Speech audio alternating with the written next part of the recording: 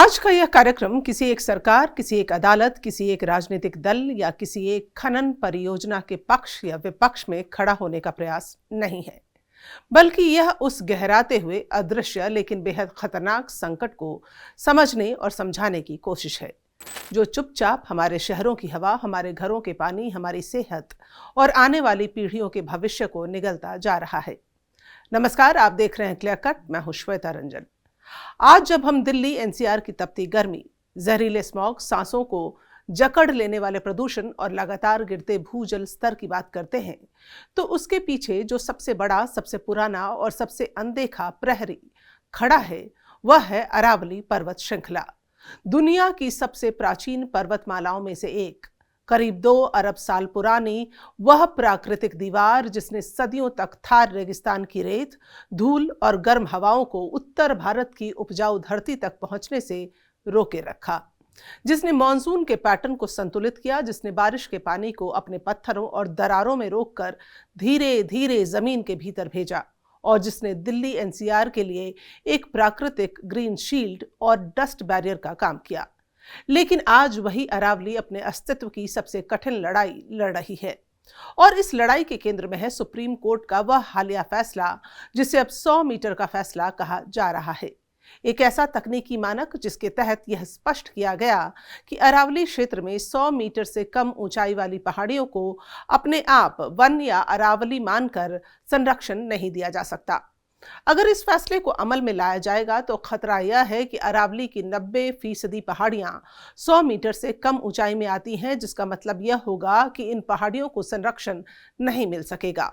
और यहीं से वह चिंता जन्म लेती है जिसने पर्यावरणविदों, वैज्ञानिकों, सामाजिक कार्यकर्ताओं और आम नागरिकों को सड़कों से लेकर सोशल मीडिया तक सेव अरावली की आवाज बुलंद करने पर मजबूर कर दिया है।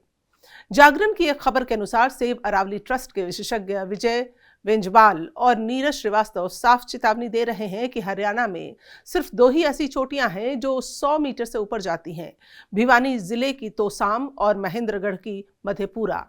यानी अगर इस परिभाषा को जमीनी स्तर पर सख्ती से लागू किया गया तो हरियाणा का लगभग पूरा अरावली क्षेत्र कानूनी संरक्षण से बाहर हो सकता है। और यही स्थिति राजस्थान में भी बन सकती है, जहां सरकारी और तकनीकी अध्ययनों के अनुसार अरावली की करीब 90% पहाड़ियां इस 100 मीटर के मानक पर खरी नहीं उतरती। एफएसआई की रिपोर्ट बताती है कि 12,081 पहाड़ियों में से केवल 1,048 ही इस श्रेणी में आती हैं।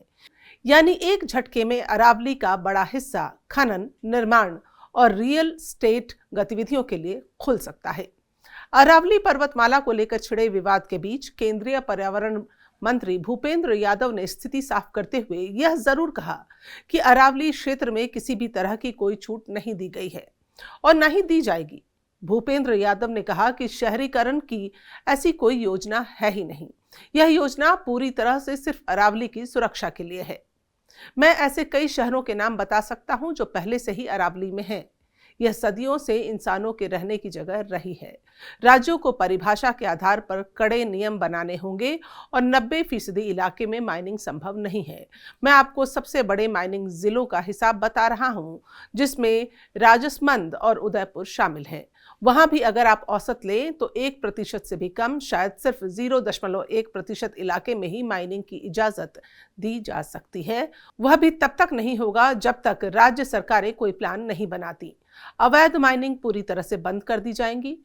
कोर्ट जो भी नियम और कानून तय करेगा, हम उन्हें पूरी तरह से लागू करेंगे। तो ये कह रहे थे हमारे पर्यावरण मंत्री भूपेंद्र यादव। वहीं राजस्थान के पूर्व मुख्यमंत्री अशोक गहलोत लगातार केंद्रीय मंत्री भूपेंद्र यादव पर हमलावर हैं। गहलोत ने भूपेंद्र यादव के दावे को पूरी तरह से भ्रामक और तथ्यों से परे बताया है, जिसमें उन्होंने कहा है कि अरावली के केवल 0.19% हिस्से पर ही माइनिंग हो सकती है। गहलोत ने कहा कि भाजपा जनता को आंकड़ों में उलझाकर बरगलाने का प्रयास कर रही है। अरावली की 100 मीटर वाली नई परिभाषा को अकेले नहीं बल्कि 2 अन्य बड़े फैसलों के साथ जोड़कर देखा जाना चाहिए, जो यह साबित करते हैं कि यह पर्यावरण संरक्षण नहीं बल्कि संस्थाओं पर कब्जा कर अरावली को खनन माफिया को देने की तैयारी है। तो आप समझ लीजिए, पक्ष विपक्ष आमने सामने हैं, एक दूसरे पर आरोप लगा रहे हैं, लेकिन इसमें फंस कौन रही है? फंस रही है देश की जनता, फंस रहा है देश, फंस रहा है हमारा पूरा उत्तरी इलाका जो मैदानी इलाका कहा जाता है। अब राजनीति में उलझी अरावली को लेकर रोज नए बयान सामने तो आ रहे हैं, लेकिन 2010 में फॉरेस्ट सर्वे ऑफ इंडिया की रिपोर्ट ने खुलासा किया कि राजस्थान में अवैध खनन से अरावली की कई पहाड़ियां नष्ट हो रही हैं, खासकर अलवर और सिरोही जिले में। सुप्रीम कोर्ट ने रिपोर्ट पर संज्ञान लेते हुए अरावली को ठीक से परिभाषित करने और संरक्षण के निर्देश दिए।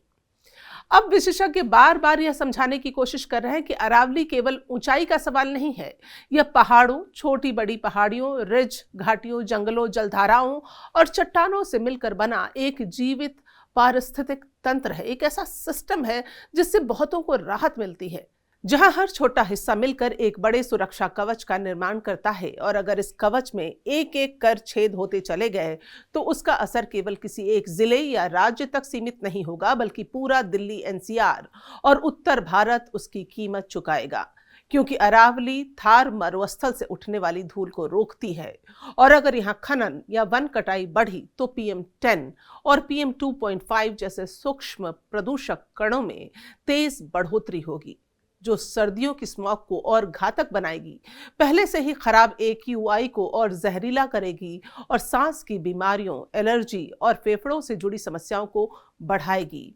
वहीं दूसरी ओर अरावली की चट्टानें बारिश के पानी को सोखकर धीरे धीरे भूजल तक पहुंचाती हैं, और अगर यह प्राकृतिक स्पंज कमजोर पड़ गया तो हरियाणा राजस्थान बेल्ट में पहले से मौजूद जो जल संकट है और गहरा हो जाएगा।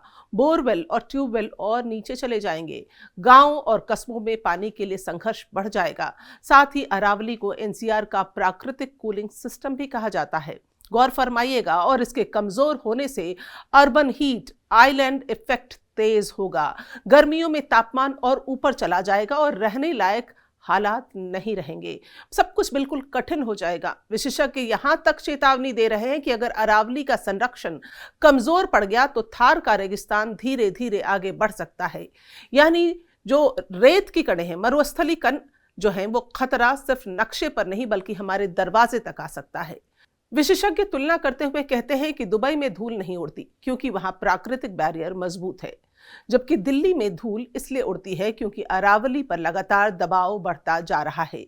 और इस पूरे विवाद को और गंभीर बनाता है इतिहास का यह तथ्य कि ब्रिटिश काल में दिल्ली को राजधानी इसलिए चुना गया था क्योंकि एक तरफ अरावली और दूसरी तरफ यमुना नदी थी, जो मिलकर इस क्षेत्र को प्राकृतिक संतुलन प्रदान करती थी। यानी जिस पर्यावरणीय समझ के आधार पर दिल्ली को बसाया गया, आज वही समझ सबसे ज्यादा खतरे में है। यमुना की हालत तो आप देख ही रहे हैं, और इधर अरावली पर संकट जो है वो गहरा चुका है। सुप्रीम कोर्ट ने अतीत में अरावली में खनन पर रोक लगाई, समितियां बनी। मार्च 2025 में विशेषज्ञ समिति ने संवेदनशील इलाकों में खनन पूरी तरह से बंद करने की सिफारिश की। जून 2025 में केंद्र सरकार ने हरित दीवार परियोजना की घोषणा की, लेकिन नवंबर 2025 में सामने आई नई परिभाषा ने एक नई बहस छेड़ दी है।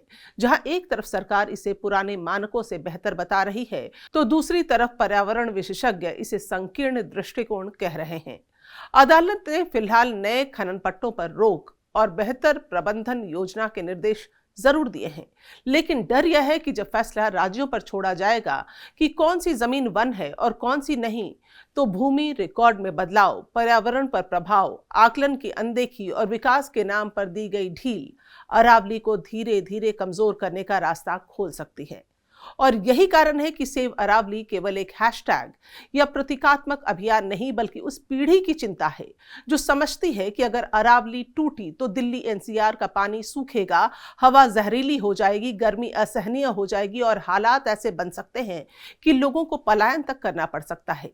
भले ही कुछ लोग यह कहें कि पिछले 3-4 दशकों में अरावली को इतना नुकसान हो चुका है कि अब बचाने में क्या फर्क पड़ेगा, लेकिन विशेषज्ञों का कहना है कि अगर अब भी नहीं रुके तो नुकसान अपरिवर्तनीय होगा, क्योंकि पहाड़ कटने के बाद न पानी लौटता है, न जंगल और न ही हवा की शुद्धता।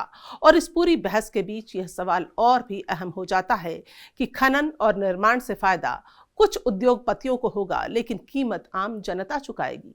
यही वजह है कि सेव अरावली ट्रस्ट ने 150 जिलों के जिलाधिकारियों को ज्ञापन सौंपा है और ऑनलाइन पिटीशन के जरिए हजारों लोगों को जोड़ने का फैसला किया है, क्योंकि असली खतरा फैसले में नहीं बल्कि उसके दुरुपयोग में है। और आज क्लियर कट सवाल यही है कि क्या हम विकास के नाम पर अपनी प्राकृतिक ढाल को कुर्बान करने जा रहे हैं? क्या अरावली को सिर्फ नक्शे की एक रेखा मानकर छोड़ देंगे, या उसे अपनी सांसों, अपने पानी, अपने भविष्य की जरूरत समझकर बचाने की जिम्मेदारी लेंगे? क्योंकि अरावली ना किसी पार्टी की है, ना किसी सरकार की, यह उत्तर भारत की लाइफलाइन है। और अगर यह दीवार एक बार टूट गई तो सदियों में भी वापस नहीं बनेगी। इसलिए अरावली को बचाना मतलब दिल्ली को बचाना, एनसीआर को बचाना और आने वाली पीढ़ियों के लिए सांस लेने लायक भविष्य बनाना। आप क्या सोचते हैं इस मुद्दे पर? अपनी राय जरूर लिखें, कमेंट बॉक्स में जाएं और इस वीडियो को ज्यादा से ज्यादा लोगों तक पहुंचाएं, क्योंकि एक बहुत ही अहम मुद्दा है और जितने लोगों तक ये वीडियो पहुंचेगा उतनी ज्यादा जागरूकता बढ़ेगी। और हमारे चैनल को लाइक और सब्सक्राइब करना ना भूलें। नमस्कार।